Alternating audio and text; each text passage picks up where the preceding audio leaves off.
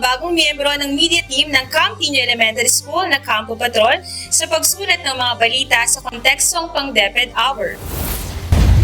Sumentro ang pagsasanay sa pagsulat ng tuwirang balita na pinungunahan ni School Paper Advisor Mirzon Valdez. Bukod sa pagsulat ng balita, itinalaga rin ang mga newsbeat ng mga miyembro ng Campo Patrol.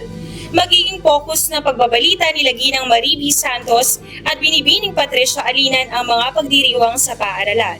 Samantalang nakatalaga naman si Ginang Claudine Madulit sa mga polisiyang pinapatupad ni Punong Guro Marjorie Lazatin. Bibigyang focus nila Ginang Valdez at Ginang Florisa Valenzuela ang SPJ at SSES.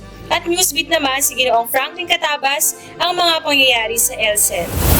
Kaming mga bagong miyembro sa pagsulat ng balita sa DepEd Hour at Campo Patrol ay taus-puso nagpapasalamat na mapabilang kami sa media team ng CDS. Dahil po dito ay mas lalo namin paigtingin ang paggawa at pagsulat ng balita patungkol sa mga kaganapan at aktibidad ng aming paaralan. Katuwang din sa pagkuha ng mga video at larawan si Ginoong Angelo Sabado na gagamitin sa pagbuo ng balita na isa sa himpapawid sa DepEd Hour at sa Facebook page ng Camp Nino Elementary School at Campo Patrol. Mahigit 12 taon nang nagpapasa ng balita ang Camp Nino Elementary School sa DepEd Hour samantalang pumapasok naman sa ikalawang taon na pagbabalita ang Campo Patrol. Ako si Patricia Alinan, teacher reporter ng Camp Nino Elementary School, nag-uulat para sa DepEd Hour.